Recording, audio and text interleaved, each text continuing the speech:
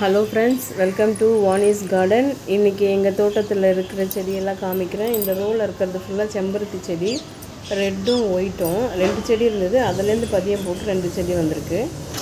அதுக்கப்புறம் இது சாமந்தி செடி, இப்போ தான் வாங்கிட்டு வந்து வச்சேன். அது ஒரு பூ தான் பூத்து இப்போ நிறைய இருக்குது. இது மருதாணி, இது அப்படியே படர்ந்து இருக்கிறதுனால அதை கட்டி வச்சுருக்கேன் ஒன்றா சேர்த்து.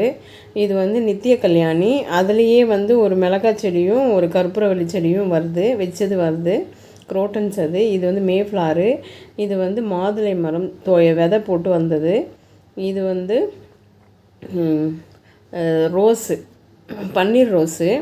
இது பக்கத்தில் இருக்கிறது வந்து மணி பிளான்ட்டு. இது கொடி சம்பிங்கு, சங்குப்பூ ரெண்டுமே ஒரே இதில் இருக்குது. ரெண்டுமே ஒன்றா வந்து மேலே போயிட்டு சங்குப்பூ பூ பூக்குது. காய் கூட காய்ச்சிருக்கு பாருங்கள். இன்னும் வந்து சம்பிங் இன்னும் பூ பூக்கலை.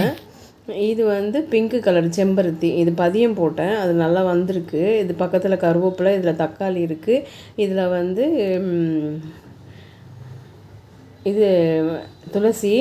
அதுக்கு பின்னாடி காமிச்சது வந்து கேசவர்த்தினி செடி. இது வந்து ரோஸு, பெங்களூர் ரோஸு.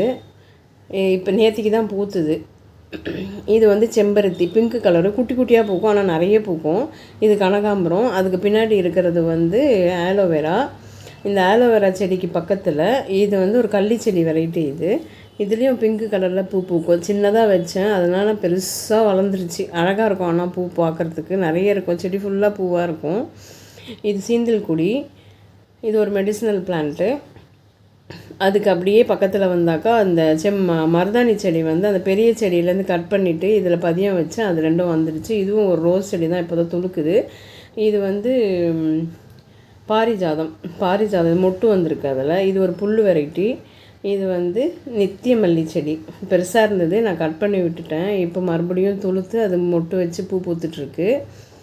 மாடியில் ஈவினிங் டைமில் வந்தால் நல்லா வாசனையாக இருக்கும். அதுக்கு பக்கத்தில் இருக்கிறது டேபிள் ரோஸு.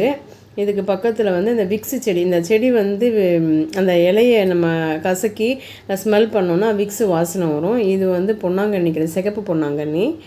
இதில் இருக்கிறது அலமெண்டா வெரைட்டி செடி. இது செடி வெரைட்டி தான். இது டெய்லி நிறைய பூ பூக்கும். காலையில் வந்து அதை பார்க்கும்போதே நமக்கு ஒரு சந்தோஷமாக இருக்கும். இதில் மல்லி செடி, குண்டு மல்லி. இது நிறைய செடி இருந்தது, அது போயிடுச்சு. அந்த குண்டு மல்லி மட்டும்தான் இருக்குது.